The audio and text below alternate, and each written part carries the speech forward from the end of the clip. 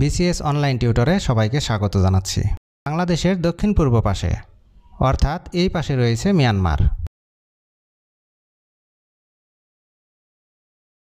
বাংলাদেশের উত্তর পূর্ব পাশ হতে এই পাশে উত্তর এবং এই পাশে বাংলাদেশের সম্পূর্ণ পশ্চিম পাশ জুড়ে রয়েছে ভারত। বাংলাদেশের দক্ষিণ পাশে এই এলাকা জুড়ে রয়েছে বঙ্গোপসাগর। লক্ষ্য করুন, ভারত, বাংলাদেশ এবং মিয়ানমার এই তিনটি দেশই এই বঙ্গোপসাগরের উপকূলে পাশাপাশি অবস্থান করছে। পাশাপাশি অবস্থান করার কারণে এই বঙ্গোপসাগরের অধিকার নিয়ে বাংলাদেশের সাথে ভারতের এবং মিয়ানমারের বিরোধ তৈরি হয়। বাংলাদেশ দাবি করে এখান থেকে এই পর্যন্ত এটি আমাদের সমুদ্রসীমা, অর্থাৎ এই রেখার ভিতরের অংশটুকু আমাদের। এদিকে ভারতের দাবি হলো এখান থেকে এই পর্যন্ত এই রেখার পশ্চিম পাশে এটি ভারতের সমুদ্রসীমা। এদিকে মিয়ানমারের দাবি হলো এখান থেকে এই পর্যন্ত এই রেখার এই পাশে অর্থাৎ পূর্ব পাশে এটি মিয়ানমারের সমুদ্রসীমা। 1974 সালে বাংলাদেশ সরকার জাতীয় সংসদে সমুদ্রসীমা সম্পর্কিত একটি আইন পাশ করে, যেটি the territorial water and maritime zone act 1974 নামে পরিচিত। The territorial water and maritime zone act 1974। এই আইন অনুসারে বাংলাদেশ ন্যায্যতার ভিত্তিতে নিজেদের এই সমুদ্রসীমা দাবি করে। ফলে প্রথমত ভারতের সাথে এবং দ্বিতীয়ত মিয়ানমারের সাথে এই সমুদ্রসীমা নিয়ে বাংলাদেশের বিরোধ সৃষ্টি হয়। দীর্ঘদিন যাবৎ ভারত এবং মিয়ানমারের সাথে বাংলাদেশের এই সমুদ্রসীমা নিয়ে বিরোধ চলতে থাকে, কিন্তু কোনো সমাধান হয় না। বাংলাদেশ দাবি করছে এই অংশটুকু এটি আমাদের সমুদ্র অঞ্চল। ভারত দাবি করছে এই রেখার পশ্চিম পাশ পর্যন্ত এটি ভারতের সমুদ্র অঞ্চল, এবং মিয়ানমার দাবি করছে এই রেখার পূর্ব পাশ পর্যন্ত এটি মিয়ানমারের সমুদ্র অঞ্চল। এই যে তিনটি দেশ সমুদ্র অঞ্চল নিয়ে বা সমুদ্র সীমা নিয়ে ভিন্ন ভিন্ন দাবি করছে, এদের মধ্যে কাদের দাবি যৌক্তিক? এই বঙ্গোপসাগরের কারা কতটুকু অংশ পাবে? এ সম্পর্কে ভালোভাবে বুঝতে হলে সমুদ্র সীমা সংক্রান্ত জাতিসংঘের যে সর্বোচ্চ আইন রয়েছে সেটি সম্পর্কে আগে জানতে হবে। সমুদ্র সীমা সংক্রান্ত জাতিসংঘের সর্বোচ্চ আইনটি হল আনক্লোস, UNCLOS, আনক্লোস। আনক্লোস এর পূর্ণরূপ হল United Nations Convention on the Law of the Sea. United Nations Convention on the Law of the Sea. এটি প্রতিষ্ঠিত হয় 1982 সালে। সমুদ্রসীমা সংক্রান্ত এই আইন অনুসারে একটি দেশের রাজনৈতিক সমুদ্রসীমা হবে ভিত্তিরেখা থেকে 12 নটিক্যাল মাইল, অর্থনৈতিক সমুদ্রসীমা হবে ভিত্তিরেখা থেকে 200 নটিক্যাল মাইল, এবং মহীসোপান অঞ্চল হবে ভিত্তিরেখা থেকে 350 নটিক্যাল মাইল। এই চিত্রের মাধ্যমে আমরা এই বিষয়টি খুব সুন্দরভাবে বুঝতে পারব, এবং একই সাথে বুঝতে পারব বঙ্গোপসাগরের কতটুকু অংশ বাংলাদেশ পাবে, কতটুকু অংশ ভারত পাবে এবং কতটুকু অংশ মিয়ানমার পাবে, এবং কার দাবি কতটা যৌক্তিক। এ পাশে এটি স্থলভাগ বা ভূমি বা ল্যান্ড, এ পাশে এটি জলভাগ বা সাগর, জলভাগ বা সাগর। এটি ভিত্তিরেখা বা বেজ লাইন, ভিত্তিরেখা বা বেজ লাইন। আমরা জানি জোয়ারের সময় পানি ওপরের দিকে উঠে আসে, অর্থাৎ স্থলভাগের দিকে উঠে আসে, এবং ভাটার সময় পানি নিচের দিকে নেমে যায়, অর্থাৎ স্থলভাগ হতে সমুদ্রের দিকে নেমে যায়। ভাটার সময় পানি সর্বনিম্ন যে স্থান পর্যন্ত নেমে যায় সেই স্থানকেই বলা হয় বেজ লাইন বা ভিত্তিরেখা। মনে করি ভাটার সময় পানি সর্বনিম্ন এই স্থান পর্যন্ত নেমে যায়, তাই এই স্থানটিকে আমরা বলছি বেজ লাইন বা ভিত্তিরেখা। এই বেজ লাইন থেকে সমুদ্রের দিকে একটি রাষ্ট্রের সমুদ্র অঞ্চল মাপা হয়। এই বেজলাইনের এই পাশে অর্থাৎ স্থলভাগের দিকে যে পানি রয়েছে সেই পানিকে বলা হয় ইন্টারনাল ওয়াটার। Internal water. মনে করুন এই ভিত্তিরেখা থেকে এই পর্যন্ত এই দূরত্বটুকু হলো 12 নটিক্যাল মাইল। বেজলাইন থেকে এই 12 নটিক্যাল মাইল পর্যন্ত দূরত্বকে বলা হয় টেরিটোরিয়াল সি। Territorial sea. এই টেরিটোরিয়াল সিকে বলা হয় আঞ্চলিক সমুদ্রসীমা। আঞ্চলিক সমুদ্রসীমা বা রাজনৈতিক সমুদ্রসীমা। রাজনৈতিক সমুদ্রসীমা অথবা উপকূলীয় সীমা।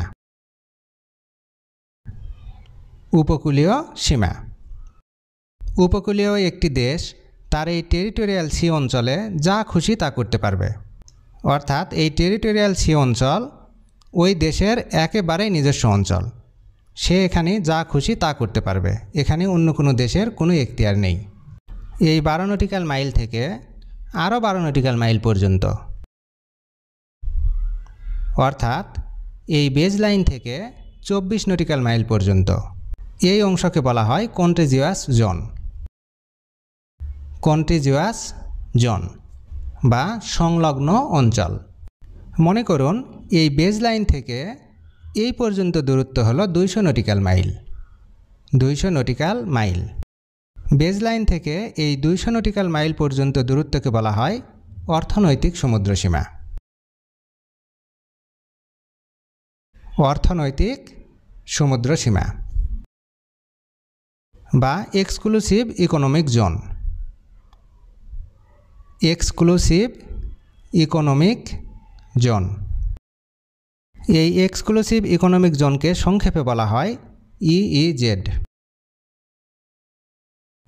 এই এক্সক্লুসিভ ইকোনমিক জোন যে 200 নটিক্যাল মাইল, সেটি কিন্তু এই বেজলাইন থেকে 200 নটিক্যাল মাইল। অর্থাৎ এই টেরিটোরিয়াল সি এর পর থেকে এক্সক্লুসিভ ইকোনমিক জোনের দূরত্ব হল 200 - 12 সমান 188 নটিক্যাল মাইল। একটি উপকূলীয় দেশ তার এই এক্সক্লুসিভ ইকোনমিক জোনে সব ধরনের অর্থনৈতিক কাজকর্ম করতে পারবে, যেমন মাছ ধরতে পারবে, এই অঞ্চলে যদি কোনো দ্বীপ থাকে সেই দ্বীপের অধিকার পাবে, এই অঞ্চল থেকে শুল্ক নিতে পারবে, এই অঞ্চল থেকে খনিজ সম্পদ আহরণ করতে পারবে, অর্থাৎ যে কোনো ধরনের অর্থনৈতিক কর্মকাণ্ড করতে পারবে। মনে করুন এই বেজলাইন থেকে এই পর্যন্ত দূরত্ব হলো 350 নটিক্যাল মাইল। বেজলাইন থেকে এই 350 নটিক্যাল মাইল পর্যন্ত দূরত্বকে বলা হয় কন্টিনেন্টাল শেলফ। কন্টিনেন্টাল শেলফ বা মহীসোপান অঞ্চল। মহীসোপান অঞ্চল। এই মহীসোপান অঞ্চল থেকে গভীর সমুদ্র শুরু। তবে এই 350 নটিক্যাল মাইলের পরেও যদি আরও অগভীর অঞ্চল থাকে, তাহলে সেই অগভীর সমুদ্র অঞ্চল উপকূলীয় দেশ তাদের নিজেদের বলে দাবি করতে পারবে। অর্থাৎ 350 নটিক্যাল মাইলের পর যে অগভীর সমুদ্র থাকবে সেটি উপকূলীয় দেশ পাবে।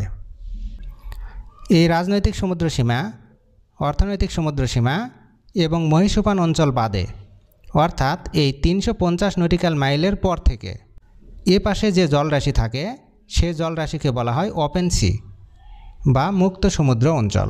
সমুদ্রসীমা সংক্রান্ত জাতিসংঘের সর্বোচ্চ আইন আনক্লোজ অনুসারে একটি দেশের রাজনৈতিক সমুদ্রসীমা, অর্থনৈতিক সমুদ্রসীমা এবং মহীসোপান অঞ্চল সম্পর্কে আমরা জানলাম।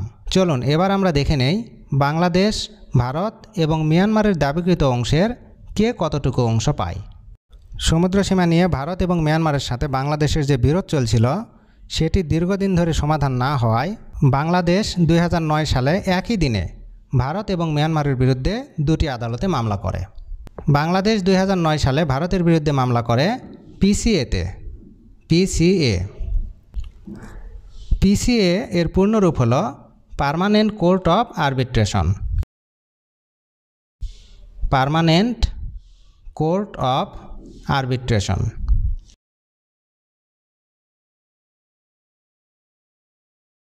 এটি জাতিসংঘের একটি প্রতিষ্ঠান। পিসিএ এর সদর দপ্তর হল নেদারল্যান্ডের দি হেগ শহরে। এবং 2009 সালের একই দিনে মিয়ানমারের বিরুদ্ধে মামলা করে ইটলসে, ITLOS, ইটলস। ইটলস এর পূর্ণরূপ হল International Tribunal for the Law of the Sea. International Tribunal for the Law of the Sea. এটিও জাতিসংঘের একটি প্রতিষ্ঠান। এটি প্রতিষ্ঠিত হয়েছিল 1988 সালে জ্যামাইকাতে। ইটলস এর সদর দপ্তর জার্মানির হামবুর্গ। এই দুটি মামলায় বাংলাদেশের দাবি ছিল ন্যায্যতার ভিত্তিতে রায় দিতে হবে। এই দুটি মামলার প্রথম রায়টি আমরা পাই ইটলস থেকে 2012 সালের 14 মার্চ। ইটলসে আমাদের মামলাটি ছিল মিয়ানমারের সাথে। এ রায়ে বাংলাদেশ 20-1 ভোটে জয়লাভ করে। ইটলসে 21 জন বিচারক ছিলেন। তার মধ্যে 20 জন রায় দিয়েছিলেন বাংলাদেশের পক্ষে এবং 1 জন রায় দিয়েছিলেন মিয়ানমারের পক্ষে। রায় ঘোষণা করেছিলেন বিচারপতি হোসে লুই জেসাস। বিচারপতি হোসে লুই জেসাস। বাংলাদেশের দাবি ছিল বাংলাদেশ পাবে এই রেখা পর্যন্ত। এ রায়ে বাংলাদেশ দাবিকৃত সমস্ত অংশটুকুই পায়। এ রায়ে বাংলাদেশ পায় 1,11,631 বর্গ কিলোমিটার। ভারতের সাথে আমাদের মামলাটি ছিল পিসিএতে। পিসিএ থেকে আমরা রায় পাই 2014 সালের 7 জুলাই। এ রায়ে বাংলাদেশ 5-1 ভোটে জয়লাভ করে। পিসিএ এর 6 জন বিচারক ছিলেন। তাদের মধ্যে 5 জন রায় দিয়েছিলেন বাংলাদেশের পক্ষে এবং 1 জন রায় দিয়েছিলেন ভারতের পক্ষে। বাংলাদেশের দাবি ছিল এই রেখার পূর্ব পাশ পর্যন্ত বাংলাদেশ পাবে এবং ভারতের দাবি ছিল এই রেখার পশ্চিম পাশ পর্যন্ত ভারত পাবে। এই দুই রেখার ভিতরের অংশটুকুর পরিমাণ ছিল 25,602 বর্গ কিলোমিটার। 25,602 বর্গ কিলোমিটার। এ রায়ে বাংলাদেশ এবং ভারতের সমুদ্র সীমার নতুন একটি রেখা টেনে দেওয়া হলো, এখান থেকে এই পর্যন্ত। এ রায়ের ফলে এই নতুন রেখার পূর্ব পাশে এই অংশটুকু পায় বাংলাদেশ। এই অংশটুকুর পরিমাণ হল 19,467 বর্গ কিলোমিটার। 19,467 বর্গ কিলোমিটার। এ রায়ের ফলে ভারত পায় এ রেখার পশ্চিম পাশের এই অংশ। এই অংশটুকুর পরিমাণ হল 6,135 বর্গ কিলোমিটার। বাংলাদেশ ভারত সমুদ্র সীমার এই মামলা নিষ্পত্তিতে বাংলাদেশের মনোনীত বিচারক ছিলেন ঘানার বিচারক জর্জ টমাস এ মেনশা।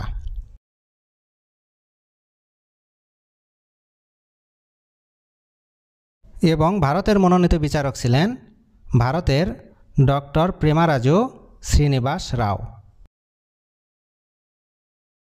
ডক্টর প্রেমারাজু শ্রীনিবাস রাও।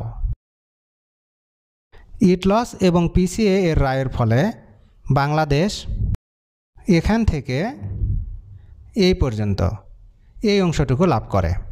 এই অংশটুকুর পরিমাণ হল 1,18,813 বর্গ কিলোমিটার। এবার একটু মনোযোগ দিয়ে দেখুন। এখান থেকে এই পাশ দিয়ে এই পর্যন্ত এই রেখাটি হলো বাংলাদেশের বেস লাইন। এই বেস লাইনের উত্তরের দিকে অর্থাৎ ভূমির দিকে যে পানি রয়েছে সেই পানিকে বলা হয় ইন্টারনাল ওয়াটার।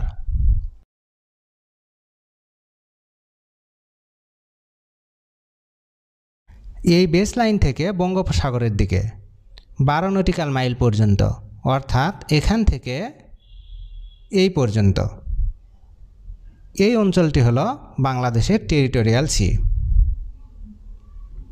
Territorial sea. এই বেজ লাইন থেকে বঙ্গোপসাগরের দিকে 24 নটিক্যাল মাইল পর্যন্ত, অর্থাৎ এখান থেকে এই পর্যন্ত এই অঞ্চলটিকে বলা হয় কন্টিজিউয়াস জোন। Contiguous zone. এই বেস লাইন থেকে বঙ্গোপসাগরের দিকে 200 নটিক্যাল মাইল পর্যন্ত,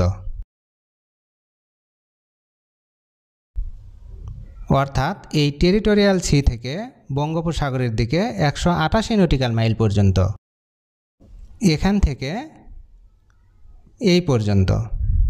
এই অঞ্চলটি হলো বাংলাদেশের এক্সক্লুসিভ ইকোনমিক জোন বা সংক্ষেপে EEZ। আমরা একটু আগে জেনেছি এই বেজ লাইন থেকে 350 নটিক্যাল মাইল পর্যন্ত, অর্থাৎ এই এক্সক্লুসিভ ইকোনমিক জোন থেকে 150 নটিক্যাল মাইল পর্যন্ত কন্টিনেন্টাল শেলফ।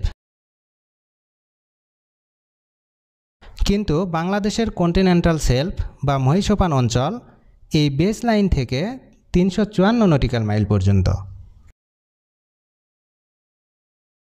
অর্থাৎ এই এক্সক্লুসিভ ইকোনমিক জোন থেকে 154 নটিক্যাল মাইল পর্যন্ত, 4 নটিক্যাল মাইল বেশি। কিন্তু কেন? জাতিসংঘের সমুদ্রসীমা সংক্রান্ত সর্বোচ্চ আইন আনক্লোজ অনুসারে কন্টিনেন্টাল শেলফ বেস লাইন থেকে 350 নটিক্যাল মাইল পর্যন্ত। কিন্তু আনক্লোজের অন্য একটি ধারায় বলা আছে 350 নটিক্যাল মাইলের পরেও যদি আরও অগভীর সমুদ্র থাকে তাহলে সেই অগভীর সমুদ্রের অধিকার তার উপকূলীয় দেশ পাবে। বাংলাদেশের বেজ লাইন থেকে 350 নটিক্যাল মাইল পর্যন্ত কন্টিনেন্টাল শেলফ হলেও এই 350 নটিক্যাল মাইলের পরে আরও 4 নটিক্যাল মাইল পর্যন্ত অগভীর সমুদ্র রয়েছে। এই 4 নটিক্যাল মাইলের অধিকার উপকূলীয় দেশ হিসাবে বাংলাদেশ পেয়েছে। তাই বাংলাদেশের কন্টিনেন্টাল শেলফ বেস লাইন থেকে 350 নটিক্যাল মাইল না হয়ে 354 নটিক্যাল মাইল পর্যন্ত হয়েছে। এটুকুই ছিল সমুদ্রসীমা সংক্রান্ত সংক্ষিপ্ত আলোচনা। এরকম আরও ভিডিও পেতে চ্যানেলটি সাবস্ক্রাইব করে পাশে থাকা বেল বাটনে ক্লিক করে রাখুন। ভিডিওটি ভালো লাগলে লাইক করতে ভুলবেন না। এতক্ষণ ধৈর্য ধরে ভিডিওটি দেখার জন্য অসংখ্য ধন্যবাদ।